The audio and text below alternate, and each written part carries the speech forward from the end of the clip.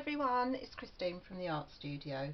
This video is inspired by the work of the artist Hundertwasser, and in particular one of the paintings that I've got in this little book here.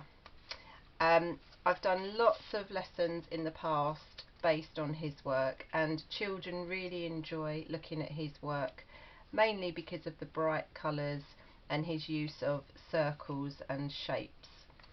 So to recreate this piece, what you're going to need is some A3 paper, you could use A4, and coloured card. You'll also need some acrylic paint. If you haven't got acrylic paint, you'll need some poster paint, some scissors and a glue stick.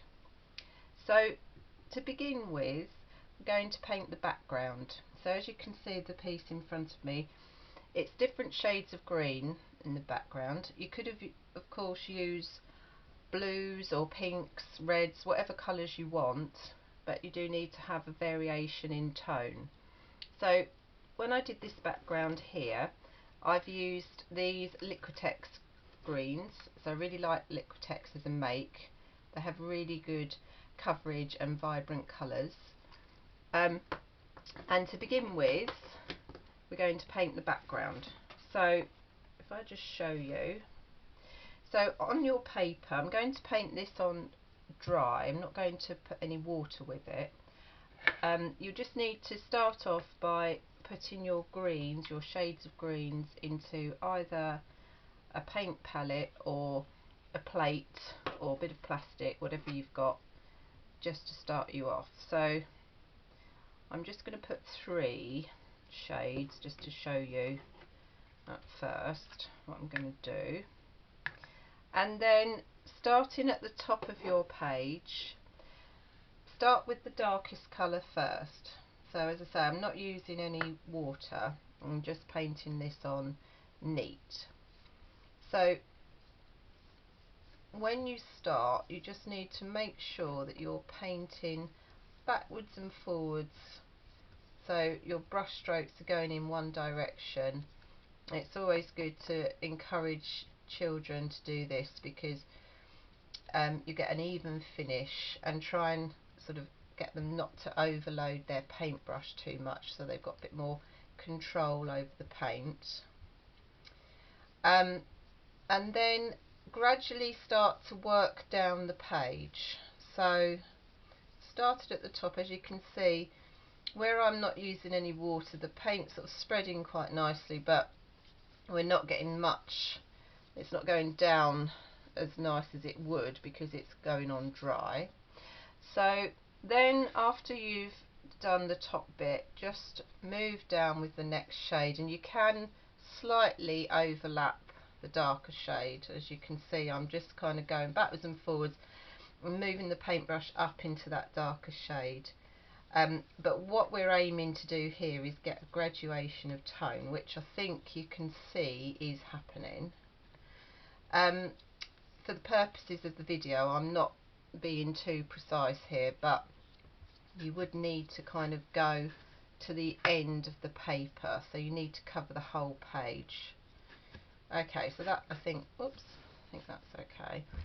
And then go on to your lighter colour. So I have got 4 shades here, so you know, you could make sure you're kind of going down in graduation, depends on the shades that you've got, and then keep working all the way down. So hopefully you can see on there that that is creating the effect that we want. So this is, as I say, this is just to sort of show you the purposes of the video. Once you've done that, you could then put a little bit more colour over the top. So you want to have a good coverage, you want it to be covered completely, so you don't want to see any sort of white bits, and you do need to go up to the edges of your page. So I think that kind of gives you the idea. So if I just come back to the original one, so once you've done the background, and you can see you've worked all the way down using the shades that you want to, so in my case shades of green.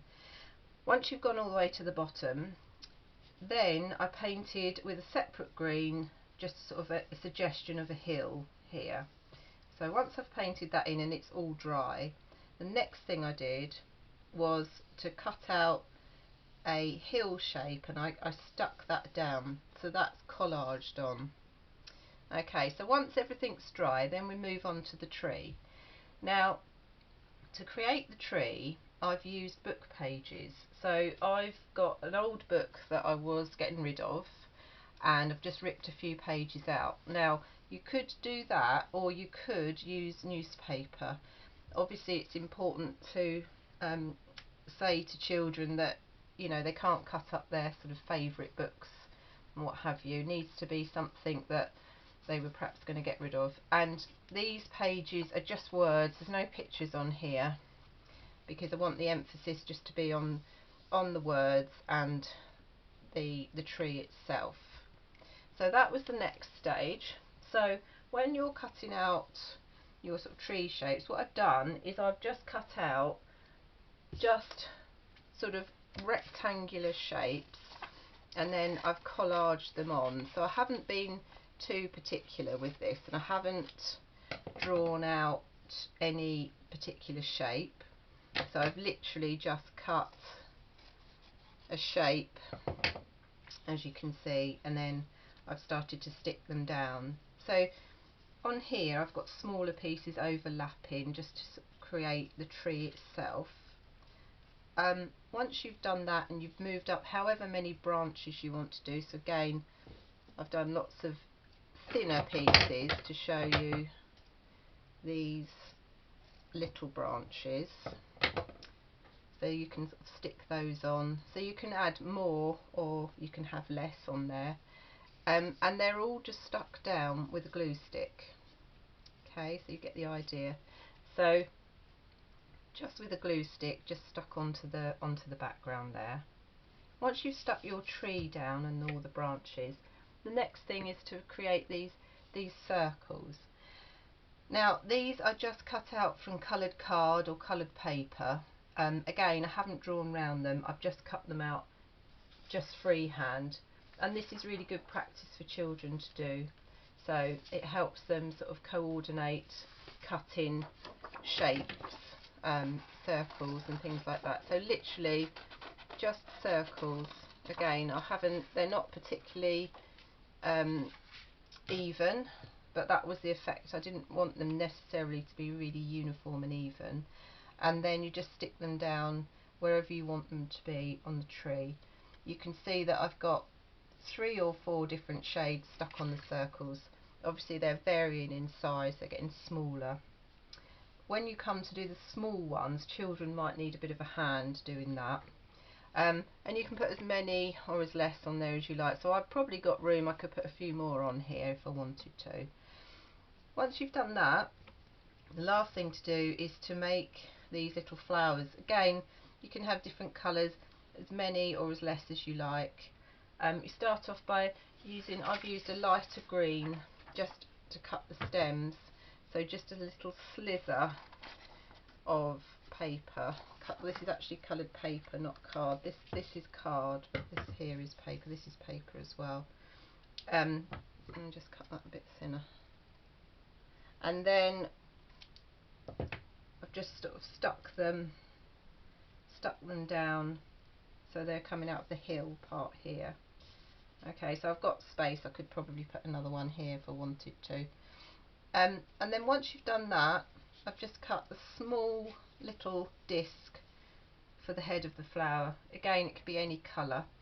Because this is really small, so these circles are smaller than some of the ones on the tree. Children, again, might need a bit of a hand, depends on the age of the child. And I found in the pound shop these really good Friskus scissors. And these are suitable for 6 years upwards, but these are for left or right handed children, so I thought I'd show you those because they're really good. And Friskus is a really good mate. This is Friskus, the scissors that I'm using here.